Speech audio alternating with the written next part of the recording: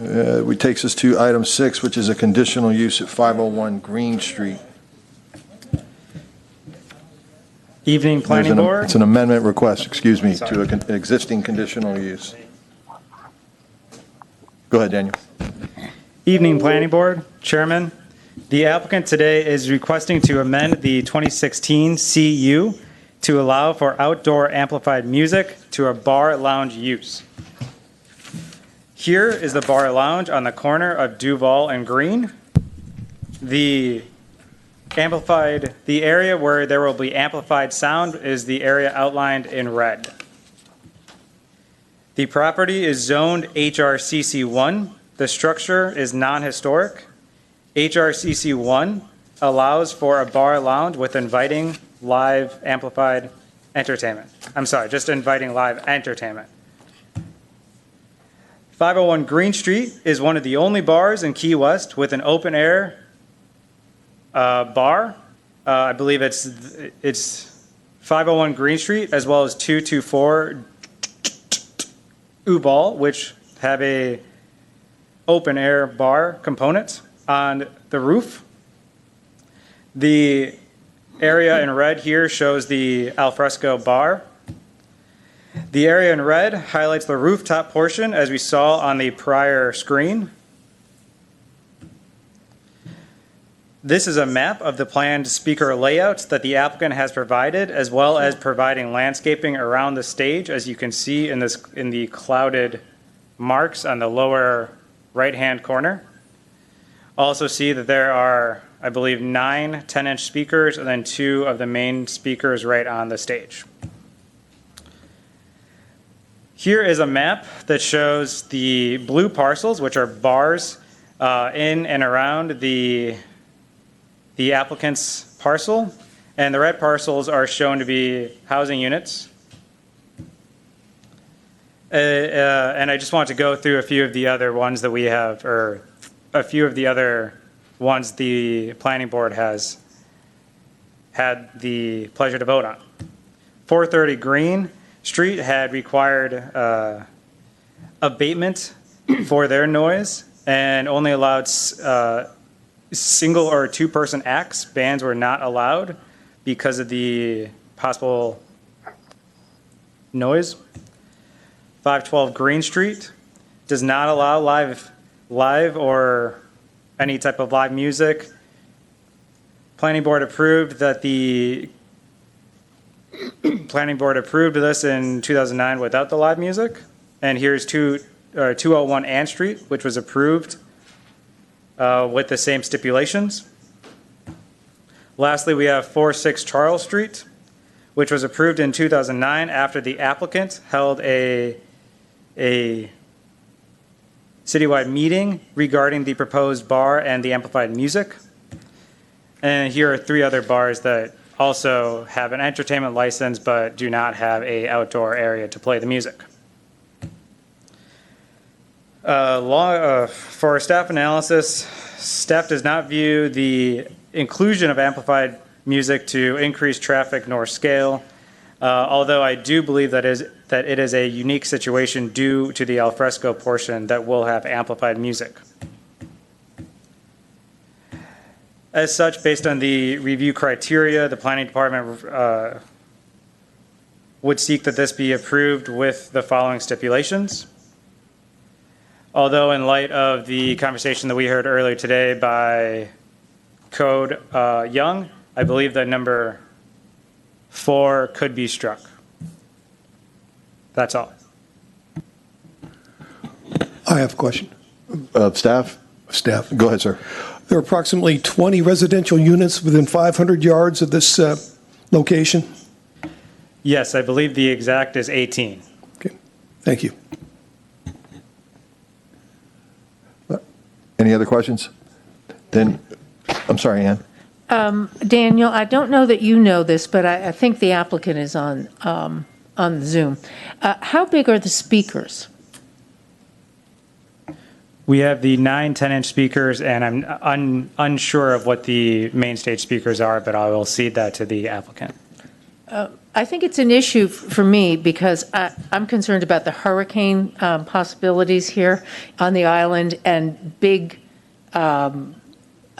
structures that are adhered to on an open venue. I'm worried about that, so I'd like to know how big they are. And Jim, who's still in the back, and I have discussed this landscaping with you. Not only should the applicant not pay for the monitoring service, but the landscaping is not an effective tool here. If the wind changes direction, anything that you've put in as landscaping is just not helpful, and it costs money and it's dangerous, depending on how the landscaping is put in an open venue on the third floor, is it? Second floor? Second. You've got to get all that out in the summer during a hurricane, and I don't think it's worth the expense to this applicant or any other applicant. So I would say that that's a problem to me, and I'd like to know the size of the speakers. And let's go ahead and hear from the applicant, and we might get some of those answers for you. Who's going to start, Owen, or? Yeah, if I may. Go ahead, sir. Thank you, Mr. Chair. Thank you, planning board members. I appreciate the opportunity to appear before you, remotely tonight. I'll have with me Ryan Abrams, who's our project attorney, and I think he has a few words he'd like to speak. We don't have a very long presentation tonight. We appreciate the planning department and you giving us the time from the last meeting to organize this plan that shows the landscaping and the speaker layout. We prepared that and submitted it, and the planning department reviewed it, and it resulted in the planning department supporting our request with a set of conditions. The speakers around the outdoor area are prescribed right now to be 10-inch. Now, I don't know anything about speakers, but there's some special speakers that are designed to direct the sound down towards the center of the floor and reduce the escaping sound off of the building. The speakers on the stage, I don't know the exact specifications of those. Apologize, and that's all I have. I'd like to just remind everybody that the comp plan describes this as the city's most intense activity center in the historic commercial core, and the LDRs go on to say that it's the city's intensely vibrant tourist commercial entertainment centers with bars and lounges with live entertainment. And if I could just make a comment about the residential units in the area, I explained last time that a majority of them are transient in the area, or many of them are transient. Many of those transients I was involved in. The three other bars that were held out as examples today, similar bars, I represented those. They have a different situation than this one does.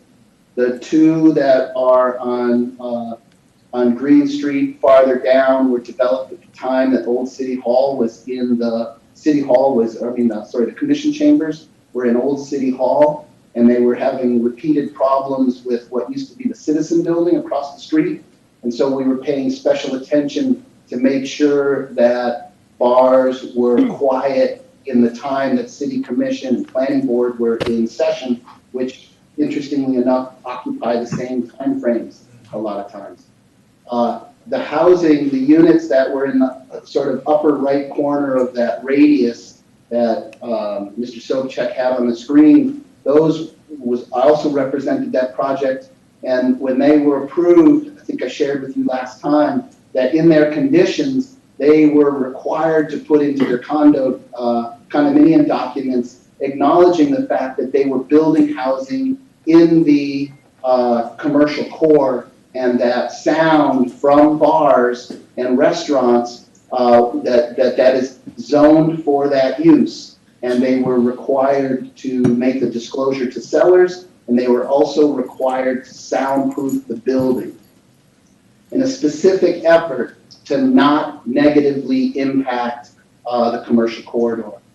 So that's all I have. We also would like to discuss the conditions, if there's a time appropriate to do that. And I'd like to just turn it over to Ryan to see if he has anything he'd like to add. All right, thank you, Owen. Any questions for Owen Thanks. before we hear from Ryan? Sure. Go ahead, Ryan. Okay, thanks. So Ryan Abrams here. I represent the applicant, 888 Southeast 3rd Ave, Suite 400, Fort Lauderdale, for the record, is my office. I just wanted to speak on some of these conditions. I see it, glad that staff agrees to recommend approval. I think that's consistent with the district that this is in and the comp plan. But some of these conditions I wanted to speak to, I guess 4 is going to be removed. So I'll direct my comments specifically to conditions 1, 5, and 6, with particular concern that we have for 6, which limits the music to 10 p.m. So these conditions are all intended clearly to mitigate sound impacts, and just want to say that we think they should be removed as well, and I would respectfully motion to have those stricken or removed. And I just want to say in section 122.62 of the code dealing with conditional use approvals, it specifically states that conditions may be attached for the purpose of ensuring compliance with the land development code. And I would just respectfully submit that while maybe well-intentioned, these do not serve any purpose to ensure compliance with the land development code. There's a lot of case law that says that conditions must bear relationship to ensuring compatibility to surrounding uses. They can't be arbitrary. They're supposed to allow a property owner to predict based on written code what they should be. So these conditions actually violate in many ways code. The sound control ordinance actually states that in commercial cores, you could have music below a certain decimal level all the way beyond 3 a.m. in the morning. That's section 26-1992 of the code. It states 85 decibel levels between the hours of 11 a.m. and 2:59 a.m. And after 3 a.m. and all the way to 10:59 a.m., it could be 75 decibel levels. That's subsection 1. So as long as we comply with the sound control ordinance, it's inappropriate to include conditions that seek to constrain the ability to actually use this conditional use approval in the way that it's intended to be used. So there's a lot of case law that says that conditions can't swallow or drown the use which it was intended to approve in the first place. And this would essentially swallow or drown the condition or the approval, because first of all, my client's limited to, he can't even have live music until 8 p.m. per his lease. So if this condition, particularly the 6th condition, were allowed to were approved as part of the approval, then he would only have 2 hours a day.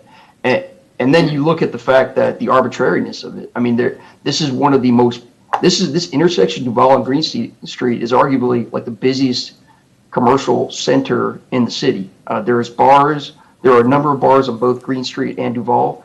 And there's a number of bars, at least 4 by our count, within 2 blocks that have outdoor music all the way to 2 a.m., in some cases to 4 a.m. in the morning. You got Rick's, Hog's Breath Saloon, Conch Republic, Hard Rock. There are a number of bars that have music all throughout the night, live outdoor amplified music. And the fact that it's on a roof or on the ground, it should make no difference. So we're just trying to be treated just like other bars in this area. Comparing to other applicants and maybe other areas of the city is a different story. But here in the most intensely vibrant entertainment core of the city, it's appropriate to allow this use, and these conditions don't serve any purpose in the code. So we would respectfully, again, just move to strike 1, 5, and 6. And I guess that ends what I have to say. Thank you for listening. Ryan, thank you. I do have a question. Hang on a minute. Ms. Henderson brought up 4, but it is presently still being proposed by staff. So you're actually in favor or accepting conditions 2 and 3 and you would like to see 1, 4, 5, and 6 stricken from the approval. Is that right? Well, Ryan, Hold on. Yeah, Owen, go ahead. Conditions 1 and 2 are holdovers from the last hearing. And they both, the number 1 is about doing the sound mitigation plan. The number 2, I think, is the landscaping. Right, I I think we postponed because it had come in late or something like that, right? Isn't that, Exactly. that's all we, okay. That's right. And so we've combined both of those onto a single sound mitigation plan that was submitted. And so rather than having the condition read that those have to be submitted and approved, I think that it might be more efficient if we just replaced it with something to the effect of that the outdoor speaker number, location, and direction and roof deck planting shall reflect the plan SM-1 dated 11/27/20. And if I could, Ms. Henderson, I tend to agree with you that these plantings, frankly, are not going to do much. In fact, the green room has this sort of ambiance of marijuana. And so we specifically chose plants, native indigenous plants that smell like marijuana. And so the owner was he was not, tuned into this very tightly, but after we put him together with the landscaper and they came up with this concept, then he became, kind of excited about it. But frankly, I agree with you. I don't think it's going to do a heck of a lot for noise. I think what really will control the noise on this property is the requirement that it maintain an entertainment license. That together with Jim Young's department, they risk losing their ability to operate both the conditional use and live music if they violate the sound ordinance. Okay, thank you. Just one more thing, and then I think Mr. Lloyd has something for you. I'm looking at my notes, and even with staff, I question whether number 5 covered number 1. So it's getting a little confusing right now. Let's hear what the other board members have for you. Go ahead, sir. Practical question. Are you going to continue to have live entertainment on your ground floor as well? I believe the intent, that indoor would have one type of venue, outdoor would have another type of venue. So you'll have music on the ground floor and music right above it on the decking? Well, I imagine it can happen. These guys that run this bar, they are, they're sound experts. So, if these things are gonna conflict, they're not gonna do it. But they intend to maintain the downstairs and the upstairs, yes. Is it going to be a raised staged upstairs? What are the dimensions of that stage? The stage, I'm sorry, I don't have the exact dimensions. I could look on the plan. Let me see if it's on there. I don't have the exact dimensions on the plan, Mr. Lloyd, but I've been up there a number of times, and that stage is about, I would say it's about 10 feet wide, and it's about 6 or 7 feet deep. It is a platform that is on wheels, and it has like turnbuckles that attach it to the ground to prevent it from moving. And the reason it's on wheels was a function of the HARC rules. If my memory serves me correctly, they built it originally into the roof and had to remove it and put it onto wheels. And then they built this turnbuckle system to hold it in place to prevent it in a storm from moving around, that kind of thing. Will there be more than one live entertainer on that stage? I don't know the answer to that question. I think it's large enough to have. I'm not a big bar goer, but I would guess there's room for a small band, 3 or 4 people. Drum set? I don't know the spatial requirements of a drum set. Thank you. Anybody else? Anybody signed up to speak on this item? Sue? Not on item 6, sir, no. We'll bring it back. Mike, look like you're Yeah, drawing your microphone in. Mr. Chairman, thank you. As you may or may not recall, I was the one who moved to postpone this until this month based on them providing a plan. Can you hear him? No. You're not Can you on, hear me Mike. yet? Yep, there you go. Okay. So, I'll reiterate the fact, and council certainly covered it. Whether some of us like loud music and that kind of thing is not relevant. I choose to live far away from that because I don't like that kind of stuff. Regardless, this town and our zoning code has recognized that there is an intensive use allowed. And there is no more appropriate place in the city than this area, as pointed out. So while we may not like a particular use such as this, that's not relevant to the issue here. So I agree with council that number 6 is simply not enforceable. I would move to approve, and I'll have our local council read the language, but I would submit that 1 has been complied with on the conditions. Strike number 2, keep number 3, keep number 4, 5, and strike 6. Or pardon me, Ann, did you say strike 4 as well? Yes, I think that was mentioned. So I would move for approval. Just a minute. Could you repeat what you just, one more time? Okay, going up from the bottom. You're going to strike? Strike number 6. All right. Keep 5. Strike 4. Strike 2.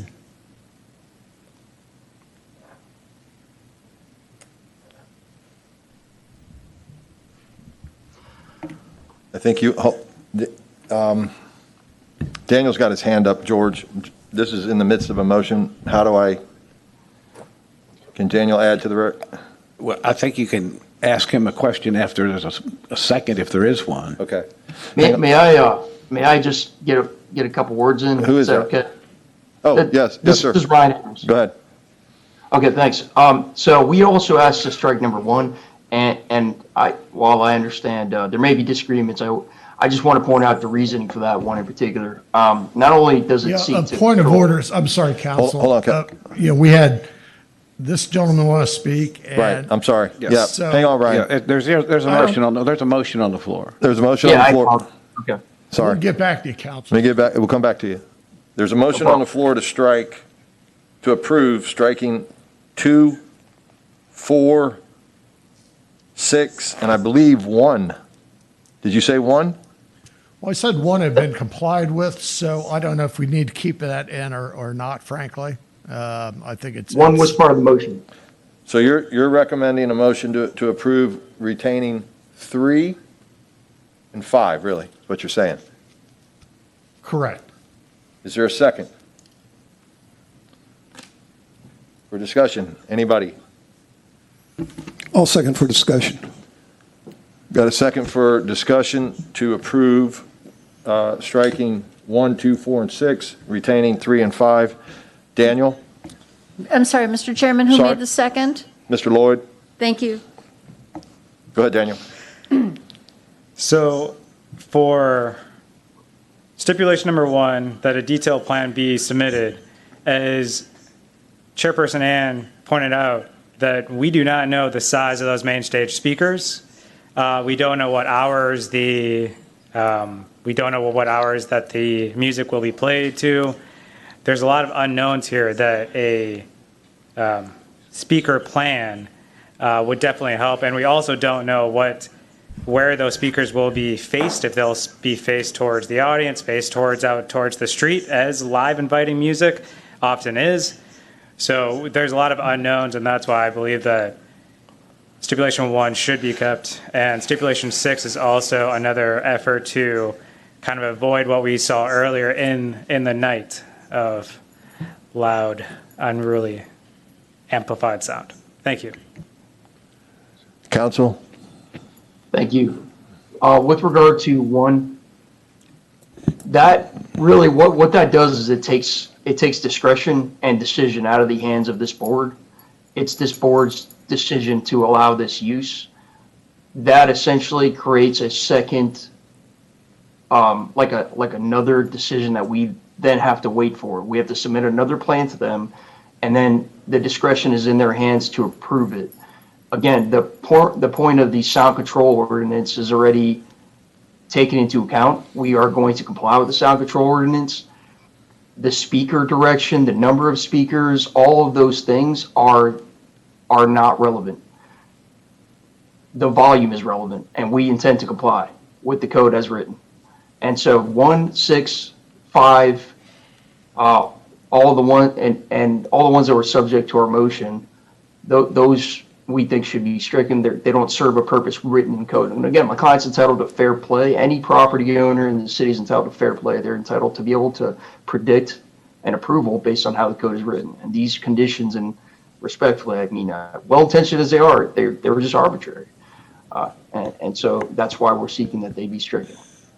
Okay, what you've got on the floor right now is a motion to approve retaining items 3, which is the applicant must comply with all codes and regulations, including Article 4 of Chapter 26 of the Code and Ordinances regarding the sound control, and item 5, which is the applicant shall point any speakers or any sound amplification device on the rooftop deck away from neighboring and/or surrounding transient and residential properties. Mr. Browning's motion deletes 1, 2, 4, 6. I'll bring it back to, there's any further discussion? Yes. Go ahead, sir. I live in Old Town. My wife works in Old Town. I enjoy going up to that area. I've got my Sloppy Joe's cup right up here. But it's not the Wild West. And this is one of my very first votes was to vote for your establishment. I was very proud to do so. It was environmentally friendly. And I was concerned at that time, and I think one of the reasons that the condition was put in there regarding no live music on the second floor is because I did not want to see a situation where we basically cannot monitor that noise at all for practical purpose. And when you have that much noise emanating from your establishment on the ground floor, the second floor, from Sloppy Joe's, the cumulative effect of all that noise is it does get loud, and it does get intense, and it does get unenjoyable. It can stay enjoyable, at least as far as I'm concerned, if we don't allow that music on the second floor, which is one of the conditions we put in specifically. It's a preventive condition, quite frankly, to prevent exactly what I'm concerned about right now, and that is this open Wild West, anything goes, because we called it intense, and I just don't think it's healthy. I don't think it's wise, and I basically stand against it and believe that we should stay with what was originally agreed upon by this planning board and this planning department. Thank you. Thank you. Anybody else want to weigh in? Ms. Henderson. I'm back on hurricanes because I'm sorry here, but this is the first of, I think, any amplified music with these kinds of speakers on the second floor in Key West. I think that's true. And therefore, I want us to get it right, because this will be, if this is passed, it will be copied, and I know, as I'm sure others do, that this will be a good model for business. But it will not be a good model if these speakers, I'm thinking, how do you install these so that they're not knocked over by patrons? I mean, the space isn't that large, but you also don't have a problem in a hurricane. This is a problem in a hurricane. This whole venue on the second floor is a problem with chairs, tables, blah, blah, blah, which you can easily pick up, not easily, but time consuming, you can pick them up and move them. I don't think you can do that with these speakers. I think these speakers are large, Ryan. I don't know if you know, and I don't think Owen does know, but I think it's important. If you have to uninstall them and move them in, it's a problem. Anybody, Yeah. Owen, you want to respond to that?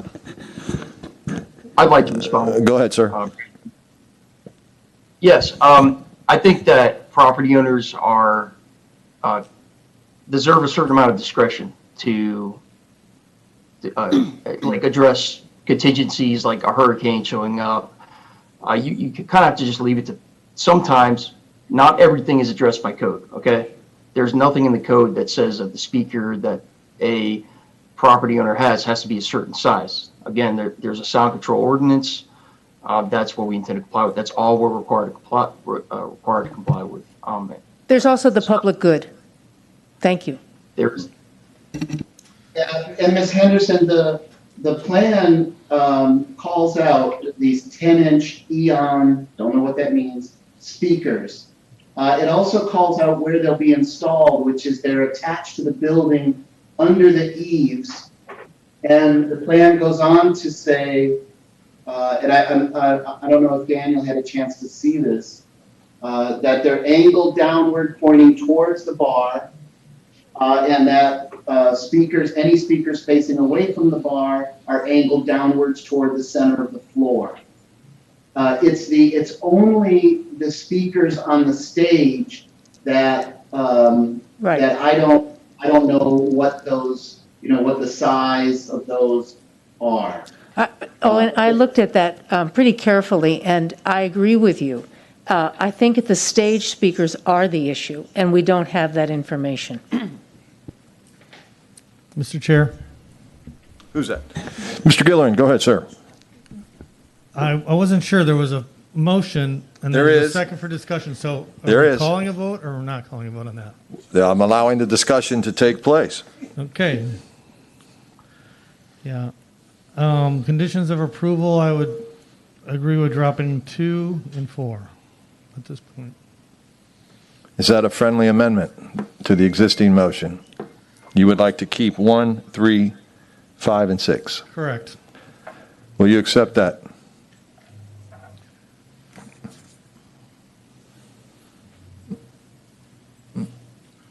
Mr. Browning? No, I do not see where we are.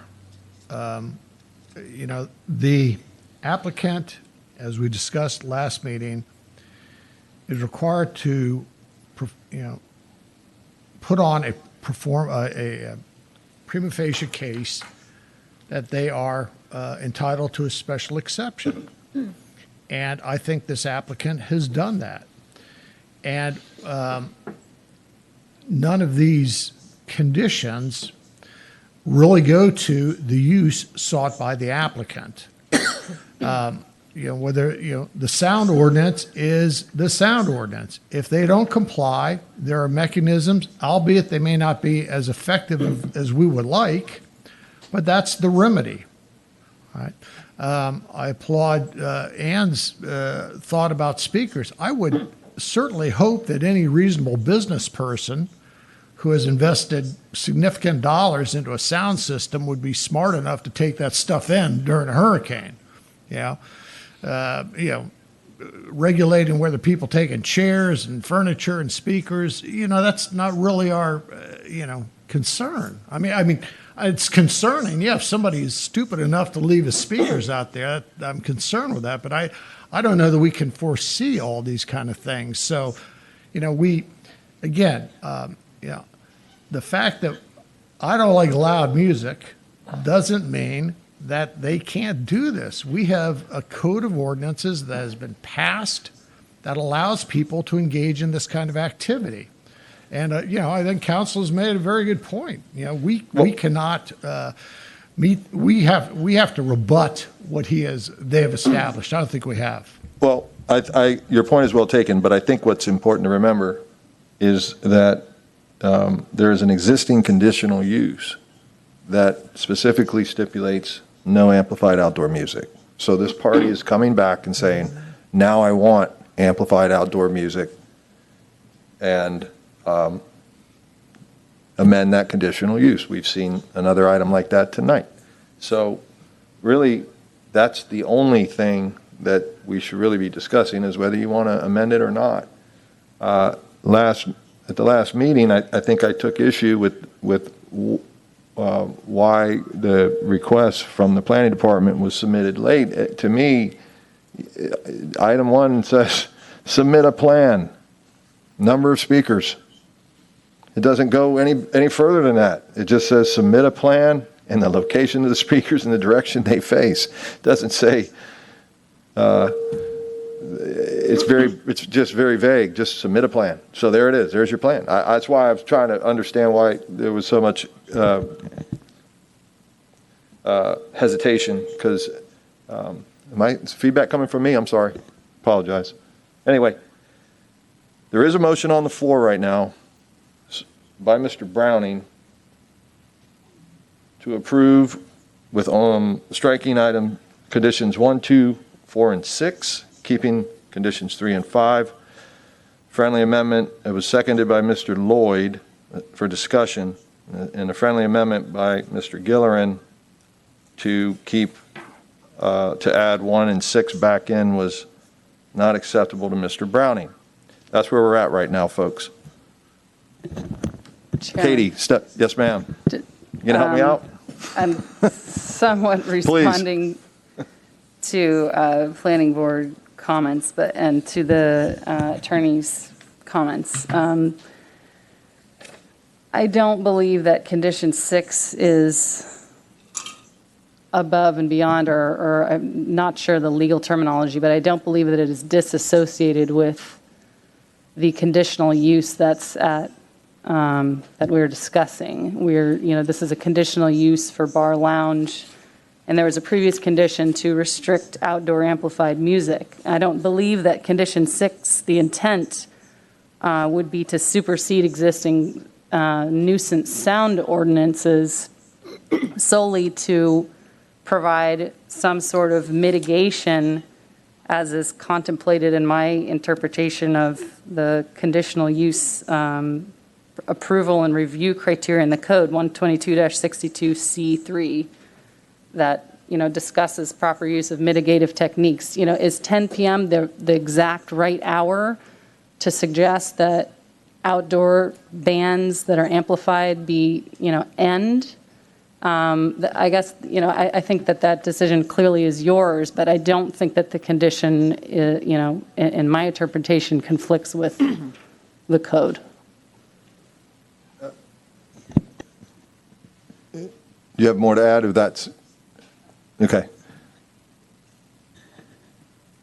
And personally, I would tend to agree with you on 6 when it comes to outdoor amplified music. But everybody knows where we're at. Do you want to further discuss, or do you want to call the roll, or anybody want to offer an amendment? Mr. Chairman, I suggest, go ahead and call the roll, and then if this doesn't pass, somebody can bring another somebody can bring another motion should this not pass. I'm not sure that's procedurally, If this doesn't pass, another motion can certainly be brought forward. if it does pass, it's over. Correct. Of course. Call the roll, please. Mr. Browning? Yes. Mr. Gillerin? No. Ms. Henderson? No. Mr. Lloyd? No. Mr. Varela? Yes. Chairman Holland? No. This one fails. So I will entertain another motion, please. Motion to approve, striking condition approval 2 and 4. Do I hear a second?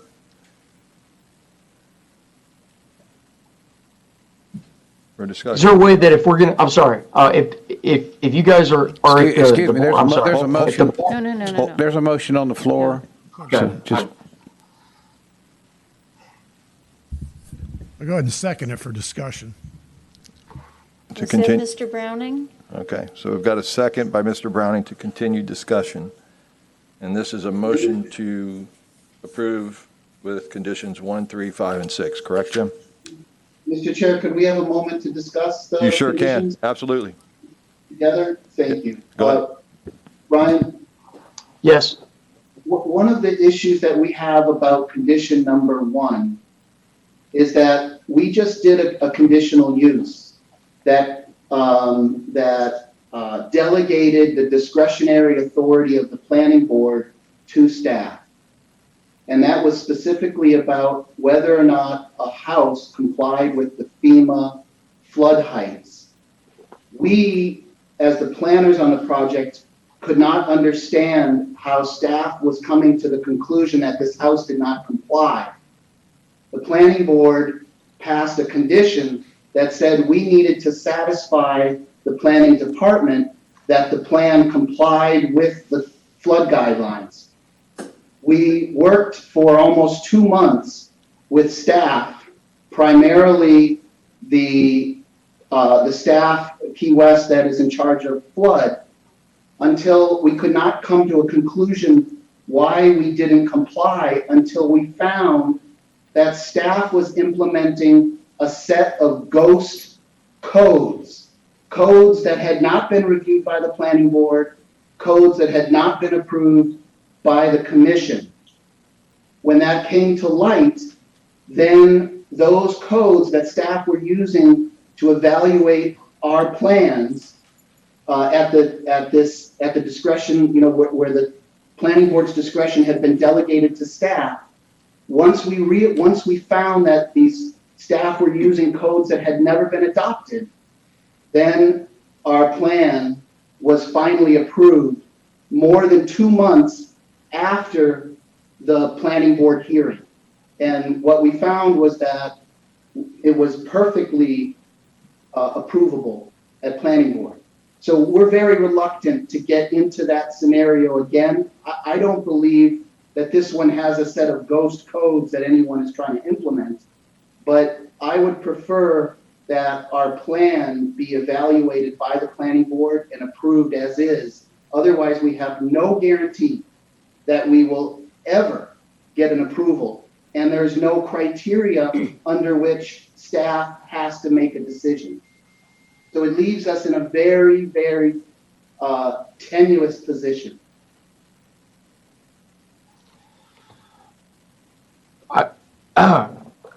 I would also like to just make a couple comments, if the board would permit. Certainly. Yes, so I agree with Owen completely with regard to 1. I think it's an improper delegation of the discretion and authority of this board to staff. That's not how the code was set up, and it shouldn't be done that way. With regard to 6, if that's going to be left in, if that's a position of this board, it should be. I think it should be looked at closely what time it is going to be. I think there was some indication from the planning staff, the lead planner that was speaking on whether that time, it has to be 10. It can be whatever number the board decides. I will say that I just want to say again, I disagree on the comments about it not being in direct violation of the sound control ordinance, because if you look at the sound control ordinance, specifically subsection 1, it says in core commercial districts, you're allowed to have 85 decibels up until 3 a.m. in the morning. So for for us to be told we can't have live music past 10 p.m., that is, I mean, how is that not in conflict? All right. So, but if the position of this board is that condition should remain, then we at least think that it should be looked at on what time that's going to be, to at least try to make it consistent with the sound control ordinance to some degree. Whether it should be 1, 2 a.m., it shouldn't be 10 p.m. That's for certain, in my opinion. So that's my comments. Thank you, happy to Ryan. answer I your got to be honest with you. Does it differentiate between indoor or outdoor amplified music? Does the ordinance? Because that was kind of, to me, I wouldn't have, it's the outdoor aspect of it, which was originally prohibited. And I can understand Ms. Halloran's comment about some effort to mitigate it. No, it doesn't. It doesn't differentiate in the ordinance. It just says within a core commercial district, as defined in this article, and then it goes on to say, of the noise generating property, a location that's closest to the complainant's property line, 85 dBA, between hours of 11 a.m. and 2:59 a.m., and then after 2:59, it says 75 dBA. between 3 a.m. and 10:59 a.m. It doesn't say outdoor, indoor. There's a portion that says mitigative techniques, but it doesn't say that a mitigative technique can be completely eliminating sound. That's the problem here. With all due respect, though, you're asking to eliminate the prohibition of it, and I do believe that the 2 hours is tight, but I'm not sure there should be a band outside at 3:30 in the morning. That's just my personal take on it. But I'm trying to remember exactly where we are right now. There's a motion and a second for discussion. And this motion is to retain 1, 3, 5, and 6. Is that correct? Yes, sir. Ms. Halloran, do you want to add something you said? I saw your hand. I was just going to state that related to condition 1, the planning department does not, if the applicant finds that there's some sort of overreach and suggestion that the planning department's an expert on sound systems, that was not the intent. The intent was simply similar to condition 5, which may be sufficient to attempt to, angle the sound toward the occupants of the premises. So the plan that we received really doesn't do that, but if the planning board finds it to be sufficient, I think that the 10 p.m. is the most important thing here. I think we know that wind renders shrubs, non-important. We've heard from Mr. Young that the sound system is not playing the role it was intended to, so I'm complete with my comments.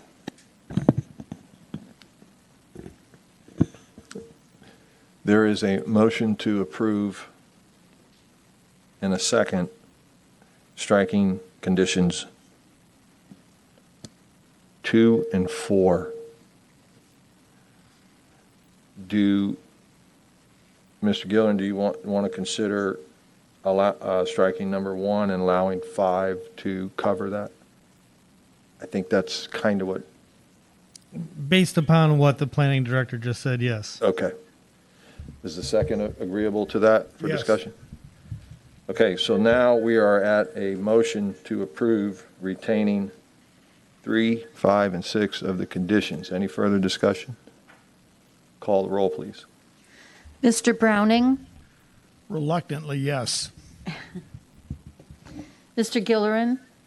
Yes. Ms. Henderson? No. Mr. Lloyd? No. No. Mr. Varela?